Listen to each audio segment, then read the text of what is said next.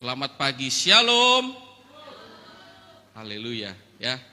Kita nggak kerasa udah di akhir tahun 2024 di bulan Desember.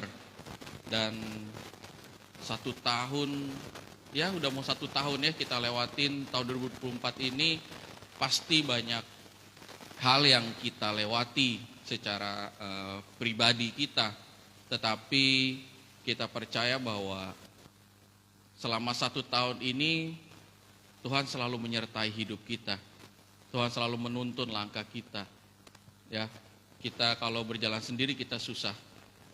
Tapi saya percaya setiap kita merasakan bagaimana penyertaan Tuhan yang setia, yang tidak pernah habisnya dalam hidup kita. Amin. Setiap kita merasakan bahwa Tuhan menyertai kita dari awal tahun sampai akhir tahun ini. Amin. Ya. Jadi gak kerasa udah di bulan Desember dan kita udah melewati 1 tahun yang luar biasa dengan berbagai macam tema terobosan kita tahun ini, breakthrough. Tema terobosan di akhir tahun ini di bulan Desember, Bapak Dedi menyampaikan bahwa temanya tentang Natal. Jadi tahun ini tema terobosan nanti akan ditutup di hari Natal, di perayaan Natal kita, ibadah Natal kita oleh Ibu Lucy dengan tema terobosan, ya, terobosan Natal. Dan kalau untuk bulan ini kita berbicara tentang Natal itu sendiri. Jadi untuk pagi hari ini saya akan membawakan sharing firman Tuhan mengenai menjadi terang. Ya, saya percaya menjadi terang itu kalau kita dengan kekuatan sendiri itu sulit. Bagaimana kita bisa menjadi terang? Terang itu adalah sesuatu yang dapat dilihat oleh banyak orang dan dapat dirasakan oleh banyak orang. Ya, kenapa kita Tuhan mau kita untuk menjadi terang? Karena kita ditempatkan sekarang berada di dunia yang penuh dengan kegelapan. Dunia itu sekarang penuh dengan kegelapan. Akhir-akhir ini kegelapan itu semakin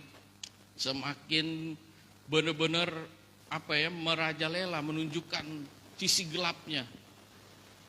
Contohnya apa? Semakin banyak kasus-kasus, kalau kita baca berita itu semakin banyak kasus-kasus tentang pembunuhan, ya, tentang bunuh diri. Itu menunjukkan bahwa dunia ini sudah betul-betul butuh terang. Dunia itu betul-betul dilingkupi dengan kegelapan.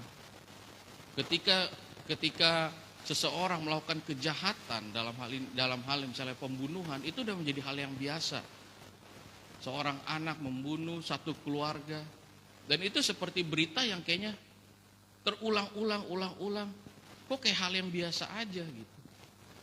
Ya. Dan itu tuh harus menjadi concern setiap kita anak-anak Tuhan, bahwa kita itu harus menjadi terang di tengah kegelapan ini. Kita harus keluar dan memancarkan terang. Jadi pagi hari ini tuh berbicara tentang bagaimana kita sebagai anak-anak Tuhan, anak-anak pilihan Tuhan itu dapat menjadi terang. Dapat menjadi terang bagi sekeliling kita. Dimanapun kita berada, ya. Mungkin dari lingkup terkecil, dari keluarga kita sendiri, kita harus bisa menjadi terang bagi keluarga kita, atau di tempat kerja kita, atau di lingkungan studi kita, dimanapun kita berada di lingkungan pekerjaan kita, bisnis kita, kita harus memancarkan terang. Kita harus bisa menjadi terang, berdampak. Kita ini apalagi kita HICC, Hope Impact, kita harus punya impact. Ya, salah satunya apa? Kita menjadi terang di mana kita berada. Jadi pagi ini kita belajar bagaimana menjadi terang dunia. Ya, dalam ayatnya kita buka sama-sama dalam Matius 5 ayat 14 sampai dengan ayat yang ke-16. Matius 5 ayat yang ke-14 sampai dengan 16. Oke, kita bisa baca ayatnya secara bersama-sama. Matius 5 ayat 14 sampai 16, firman Tuhan berkata, Kamu adalah terang dunia, kota yang terletak di atas gunung tidak mungkin tersembunyi. Lagi pula orang tidak menyalakan pelita lalu meletakkannya di bawah gantang, melainkan di atas kaki dian, sehingga menerangi semua orang di dalam rumah itu. Demikianlah hendaknya terangmu bercahaya di depan orang, supaya mereka melihat perbuatanmu yang baik dan memuliakan Bapamu di sorga. Amin. Dari ayat ini kita belajar bahwa Tuhan memanggil kita itu dan menetapkan kita untuk menjadi terang dunia. Tuhan telah memanggil kita, menetapkan kita, memilih kita untuk menjadi terang dunia. Ya, terang dunia itu harus menjadi identitas dalam diri kita.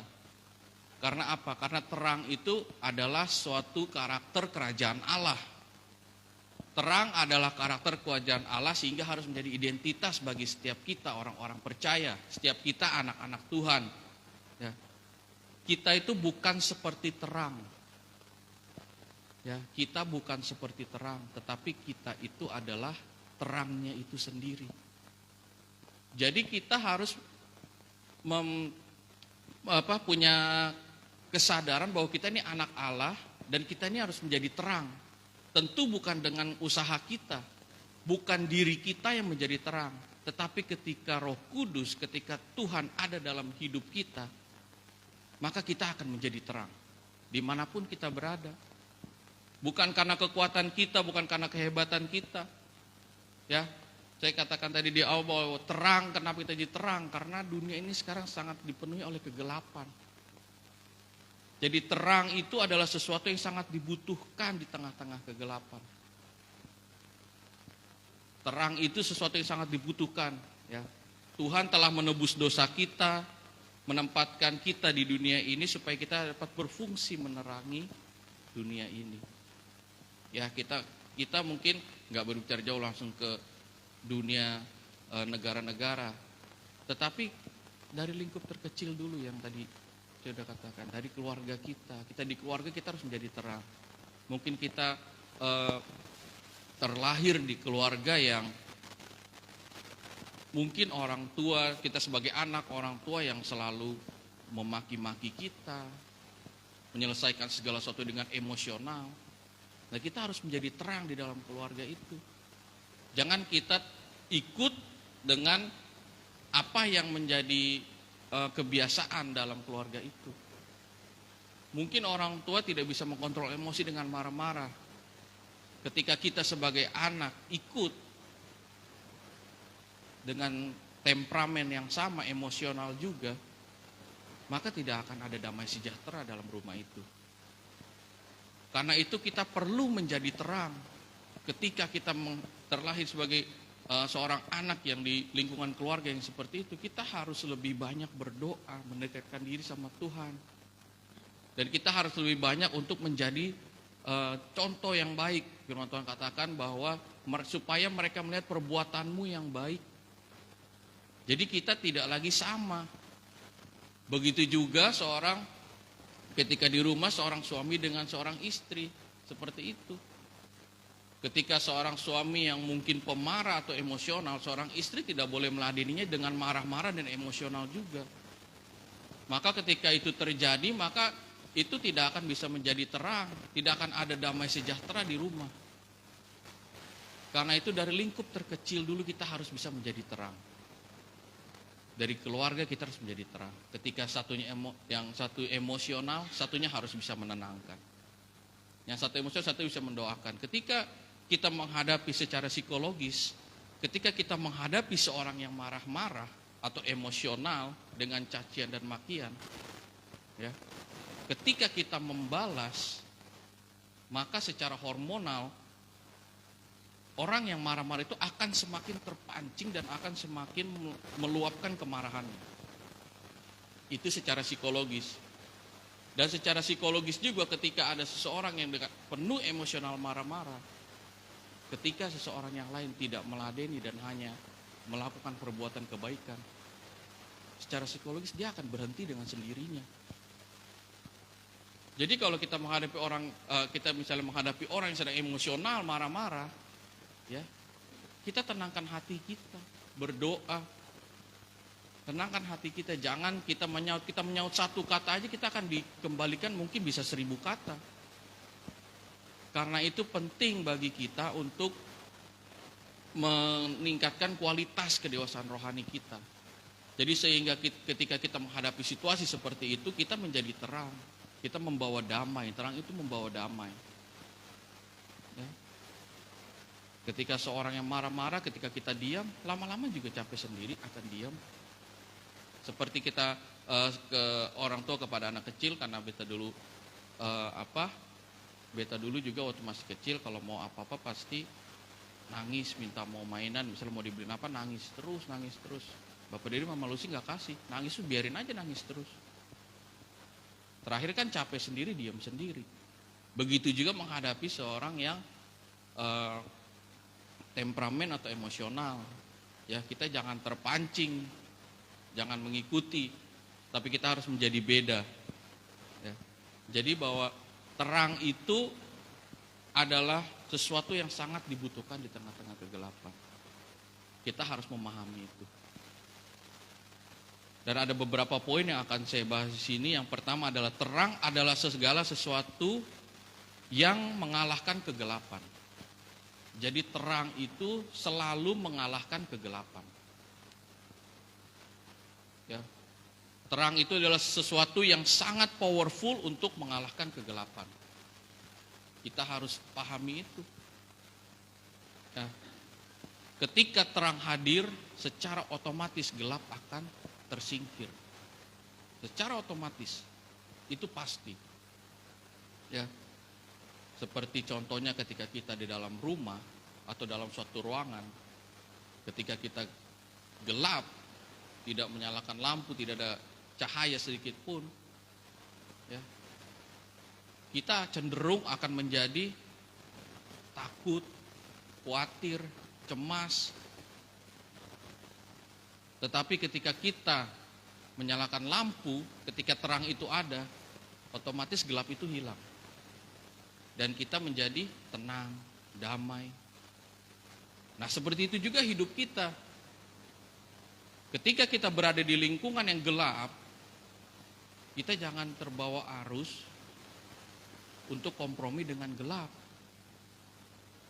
Tetapi kita harus bisa memposisikan diri kita bahwa kita ini adalah anak-anak Kristus, kita ini adalah terang. Jadi kita harus betul-betul memahami betul bahwa Tuhan itu mau kita itu menjadi terang di tengah yang kegelapan ini. Ya, seperti Yesus lahir, hadir di dunia menjadi terang. Nah, begitu juga kita anak-anak Kristus yang Tuhan mau kita itu memiliki serupa dan segambar dengan Dia. Tuhan juga mau kita menjadi terang. Ya. Dunia ini sedang ditutupi oleh kegelapan, karena itu Tuhan hadir. Ya, kerajaan terang itu, kerajaan Allah itu hadir di dunia. Dan ketika Tuhan sudah naik ke surga, siapa yang meneruskan terang itu? Kita. Kita sebagai orang-orang yang percaya, orang-orang yang terus mengandalkan Tuhan, yang punya iman, punya percaya. Orang-orang yang hidup di dalam kegelapan itu gampang tersesat. Ya. Kayak tadi saya bilang ketika kita dalam ruangan, orang-orang dalam kegelapan itu seringkali apa? Ketika jalan tabrak sana, tabrak sini. Karena dia nggak punya arah, gelap. Ya. Dan sering diliputi rasa takut, serta khawatir, serta cemas. Selalu.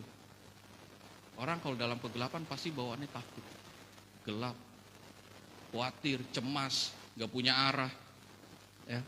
Sebaliknya kalau orang yang berjalan dalam terang, hidupnya itu akan jelas, akan terang-terangan, akan terbuka, akan ada damai sejahtera, akan tenang.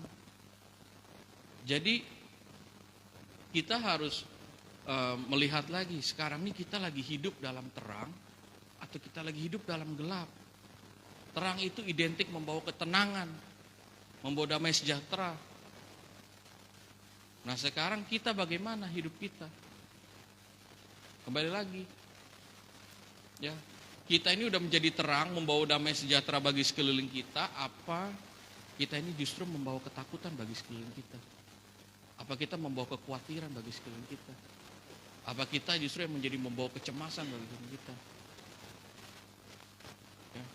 Atau kita yang memancing-mancing supaya nggak ada damai sejahtera dalam hidup sekeliling kita?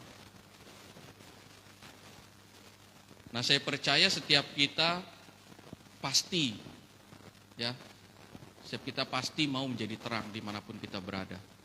Setiap kita pasti mau berdampak. Setiap kita pasti mau memiliki impact dalam hidup kita.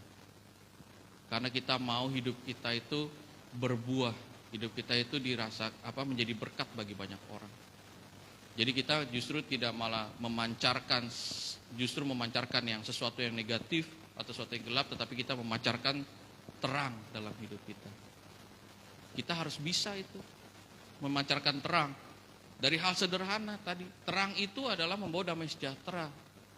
Ya, hal paling sederhana dari perkataan kita. Perkataan kita, mulut kita itu sudah membawa damai sejahtera belum bagi orang yang mendengarkan? Jangan sampai perkataan kita justru penuh dengan hal yang negatif yang mengintimidasi. Sementara kita tahu, kita sadar kita ini anak Tuhan, kita harus menjadi terang. Terang itu membawa damai, membawa tenang. Berarti kita harus mengeluarkan kata-kata yang membawa damai bagi orang. Ketika orang lain menyinggung hati kita, kita jangan membalas segala sesuatu kata-kata kita yang menyakiti hatinya juga. Dan itu juga menjadi introspeksi juga bagi diri kita. Ketika kita berbicara sama orang, kita sudah membawa damai belum bagi orang itu? Atau justru perkataan kita justru nyelekit, menyakiti hati orang. Kita harus betul-betul memahami, dan itu adalah bukan pekerjaan badan kita sendiri, bukan pekerjaan diri kita sendiri, tetapi tuntunan Roh Kudus, tetapi tuntunan Allah itu sendiri. Ya, bulan lalu Pendeta Bram berbicara tentang mindset iman, dan itu bagus. Pikiran Tuhan, apa yang dipikirkan Tuhan harus kita pikirkan. Yang kita pikirkan adalah apa yang Tuhan pikirkan. Yang kita lihat adalah apa yang Tuhan lihat. Yang kita katakan pun apa yang Tuhan katakan. Nah kita kalau menjadi terang, kita harus mempunyai mindset yang positif. Dari hal kecil aja perkataan kita. Jangan sampai kita juga baru habis selesai beribadah, selesai persekutuan, ketika kita pulang dalam rumah, justru bukan ada damai, malah dalam satu rumah justru malah akhirnya cekcok. Dan kita harus betul-betul memahami bahwa kita ini terang. Jadi kita jangan tersulut, oke, kalau di sini kan lumayan tinggi tingkat emosionalnya. Jadi terpancing sedikit, orang bilang apa, sumbu pendek ya, langsung terpancing. Nah kita harus berubah. Kita ini anak-anak Tuhan, kita ini tidak mudah terpancing, kita ini adalah pembawa damai. Apa yang kita katakan, apa yang kita lakukan, apa yang kita pikirkan itu membawa damai. Bagi orang lain, bagi diri kita sendiri. Kita harus punya mindset itu. Ya, kalau kita menjadi terang, kita harus betul-betul bahwa kita minta sama Tuhan hikmat dari Tuhan bahwa kita mau menjadi terang. Jadi ketika kita di tengah kegelapan, orang bisa lihat, oh ada cahaya, terang. Berbicara tentang perbuatan baik yang kita lakukan. Orang boleh jahat sama kita, orang boleh ngomongin kita, tapi kita tetap melakukan hal-hal yang baik. Kita tetap melakukan hal-hal yang positif. Nah itulah terang, berdampak bagi orang lain. Karena tadi terang itu mengalahkan kegelapan. Ya. Yang kedua, terang itu dari firman Tuhan dikatakan terang itu selalu diletakkan di atas supaya bisa terlihat. Ya. Lampu ini selalu adanya di atas supaya bisa menerangi, orang bisa lihat. Ya. Ketika hidup kita memancarkan terang, ya, ketika hidup kita memancarkan terang, Tuhan akan menempatkan kita di tempat yang terlihat.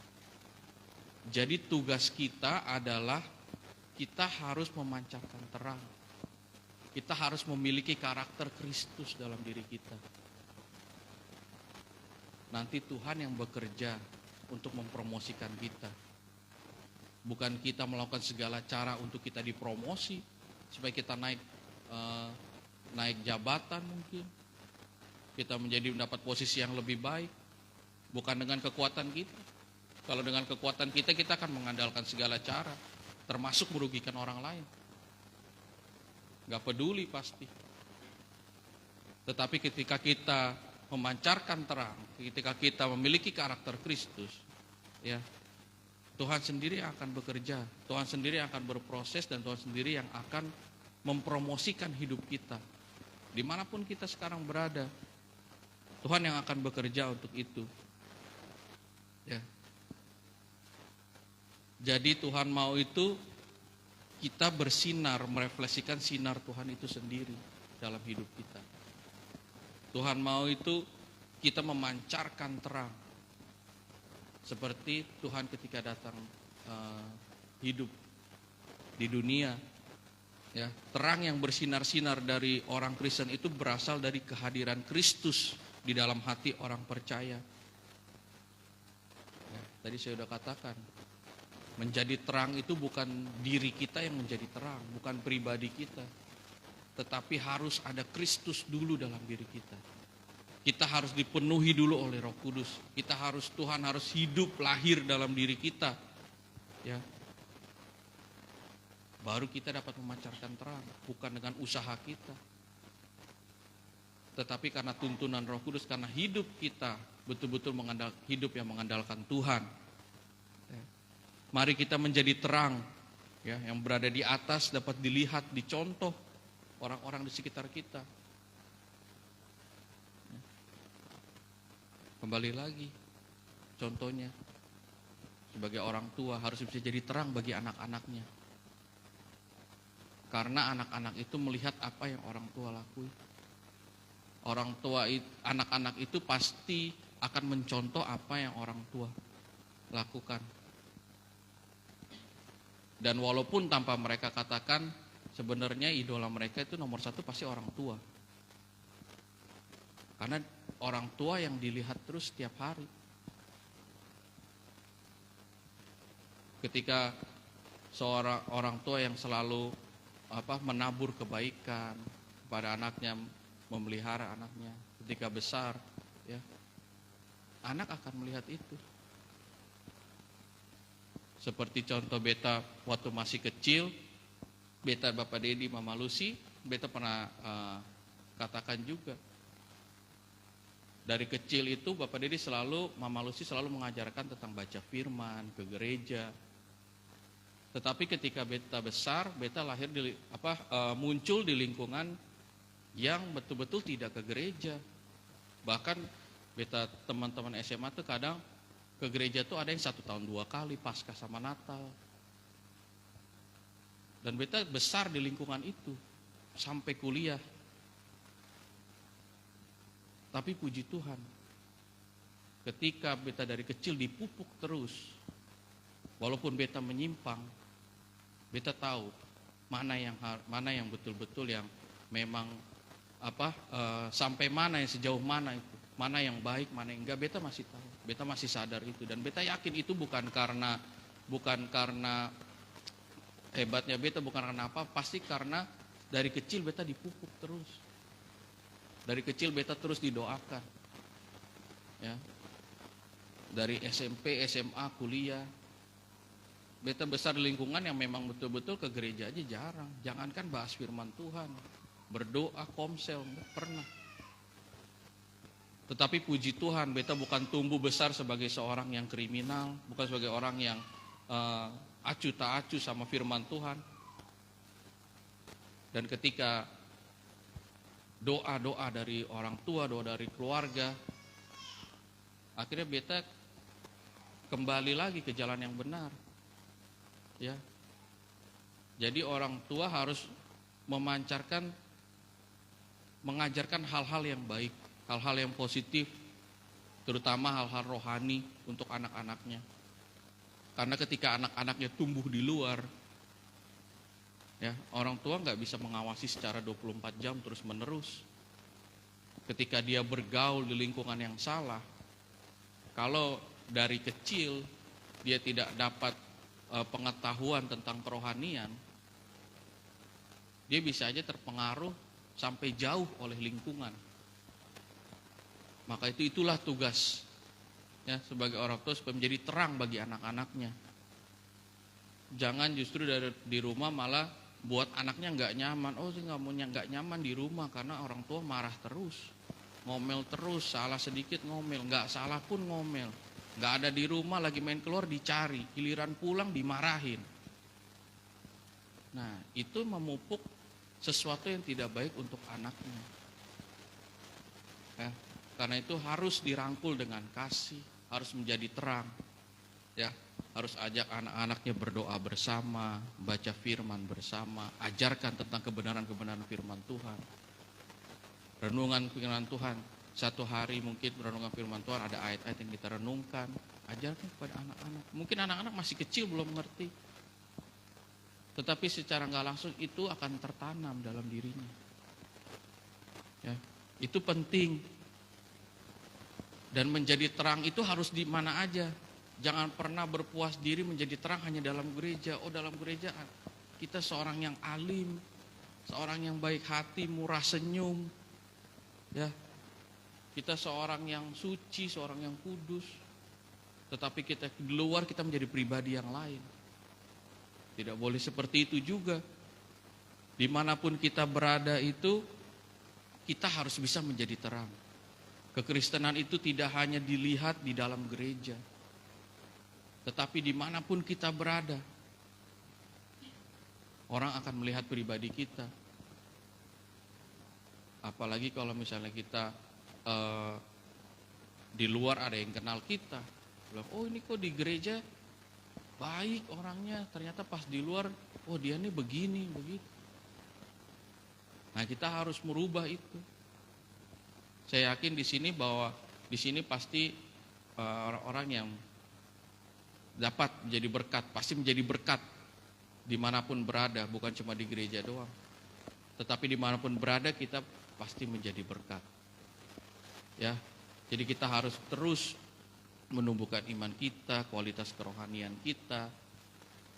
Ya, nggak bisa kita berjalan sendiri. Dan yang terakhir menjadi terang sampai ke ujung bumi. Ya, sama. Intinya adalah menjadi terang dimanapun kita berada, kita harus menjadi terang. Nggak cuma di satu tempat, nggak cuma di gereja, nggak cuma di rumah. Ya, mungkin di rumah kita bisa berkamuflase ya, kalau dari cara bilang ya. Ya termasuk beta dulu begitu. Di luar bergaul sana sini. Dengan lingkungan yang besar, juga lingkungan yang bukan cinta Tuhan. Di luar juga beta juga dulu menjadi seorang yang merokok. Di lingkungan teman-teman, tapi giliran di rumah enggak, alim, baik. Nah, kita enggak boleh seperti itu. Ya. Guys, makanya saya katakan bahwa puji Tuhan, Tuhan betul-betul tangkap beta. Enggak sampai jauh, dan ya pasti karena doa-doa dari keluarga, dan dari kecil beta diajarkan tentang firman Tuhan. Jadi ketika kita beta mulai dikasih tahu lagi, mulai Tuhan macam itu, oh betul, Tuhan itu sangat baik. Karena dari kecil beta sudah diajarkan itu. Jadi kita harus menjadi terang dimanapun kita berada. Ingat, menjadi terang bukan diri kita yang menjadi terang. Kalau diri kita yang menjadi terang, kita bisa aja berpura-pura. Kita bisa aja berkamuflase seperti tadi beta bilang. Tapi kalau Tuhan yang udah hadir dalam hidup kita, kalau Roh Kudus yang udah menjamah hidup kita, itu kita secara otomatis kita akan menjadi terang. Kita akan melakukan perbuatan yang baik, seperti firman Tuhan katakan, untuk memuliakan nama Tuhan, bukan diri kita sendiri. Karena itu kiranya masing-masing pribadi kita mau untuk menjadi terang, dan kita percaya bahwa kita ini adalah terang. Bukan cuma mau, tapi kita ini adalah terang. Dimanapun kita berada sekarang, lingkungan kerja, keluarga, studi kita, di lingkungan studi kita, lingkungan bisnis kita, Ya, kita harus mau menjadi terang. Kita harus mindset diri bahwa kita ini adalah terang. Dan yang pasti kita nggak bisa sendiri, kita harus tetap andalkan Tuhan. Karena itu pagi hari ini kita ingatkan lagi bahwa kita ini adalah terang. Kita ini adalah anak Kristus, kita ini adalah anak-anak Tuhan, dan kita ini diciptakan untuk serupa dan segambar dengan Tuhan, supaya kita dapat menjadi terang dan kita dapat menjadi berkat bagi banyak orang. Bagi keluarga kita menjadi berkat, bagi teman-teman kita menjadi berkat. Dimanapun kita berada, kita mau menjadi terang dan kita menjadi berkat. Demikian firman Tuhan.